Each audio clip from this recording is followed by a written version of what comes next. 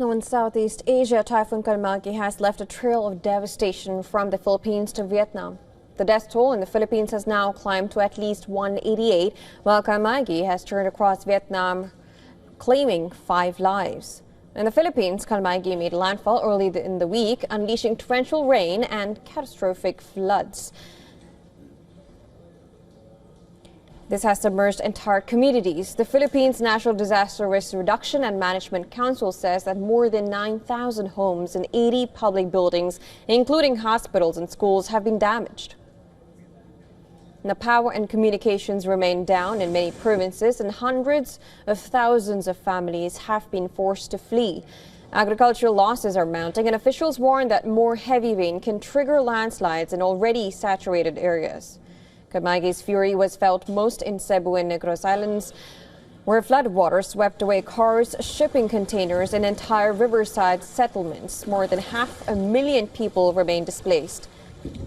And this as emergency teams dig through mud and debris.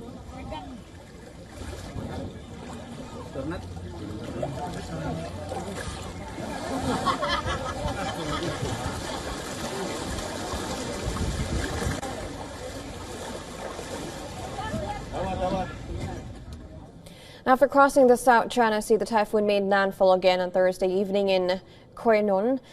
This is central Vietnam, bringing torrential rains and powerful winds of up to 150 kilometers per hour. The storm uprooted trees, ripped off roofs of homes, and shattered glass windows in several coastal provinces. Power outages have hit wide areas, leaving hundreds and thousands of people in households without electricity. Authorities say at least 5 people have died and more than 100,000 households have been evacuated, affecting around 350,000 residents. Schools have been suspended, classes and most shops have remained closed as communities brace for further flooding.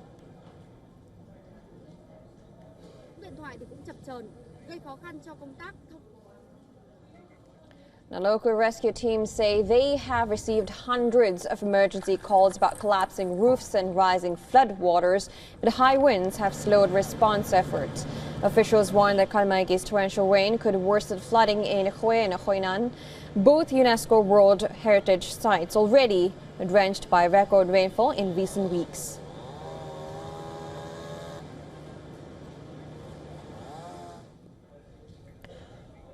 Vietnam faces an average of 10 tropical storms each year, but Kalmaegi is already the country's 13th of 2025. Scientists say warming oceans are making such storms more frequent and intense, giving more fuel and heavier rainfall. Now, as both the Philippines and Vietnam assess the damage, officials warn that the real challenge will come in the days ahead, restoring power, delivering aid, and helping tens of thousands rebuild their lives after one of the year's deadliest storms.